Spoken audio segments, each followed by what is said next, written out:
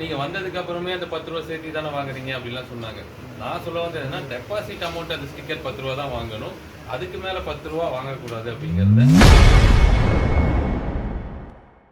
இன்று செய்தியாளர்களை சந்தித்து பேசிய அமைச்சர் விக்னேஷ், டாஸ்மாகில் மதுவிற்கு அதிகமாக 10 ரூபாய் வாங்குவது அதில் ஒட்டப்படும் ஸ்டிக்கருக்குத்தான் எனவும், மது பாட்டிலை திருப்பிக் கொடுத்தால் அந்த 10 ரூபாய் திரும்ப அளிக்கப்படும் எனவும், ஆனால் 10 ரூபாய்க்கு அதிகமாக கேட்கக்கூடாது என்பதற்காகத்தான் நடவடிக்கை எடுத்து வருவதாகவும் கூறியுள்ளார்.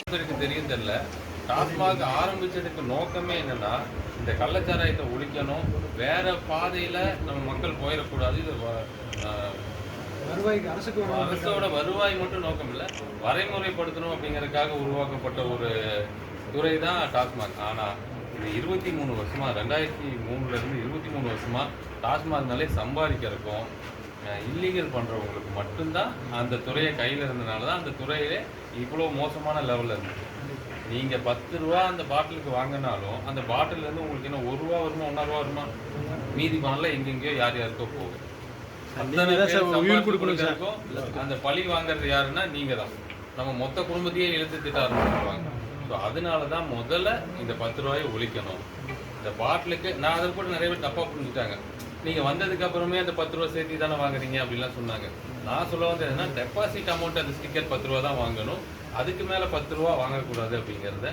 அந்த டெபாசிட் அமௌண்ட்டையும் இன்னும் சீக்கிரம் நான் சொன்ன மாதிரி அந்த ஜூன் மாதத்துக்குள்ளே நீங்கள் அந்த பாட்டிலை உங்கள் கையில் வாங்க வேண்டாம்.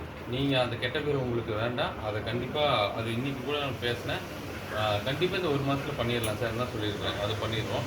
அதுக்கப்புறம் படிப்படியாக நம்மளுடைய ஊதியத்தை உயர்த்துறது, அப்புறம் நம்மளோட வந்து அந்த கரண்ட் பில்லுக்கு அது ஆல்ரெடி அந்த ப்ராசஸ் நடந்து முடிய போகுது.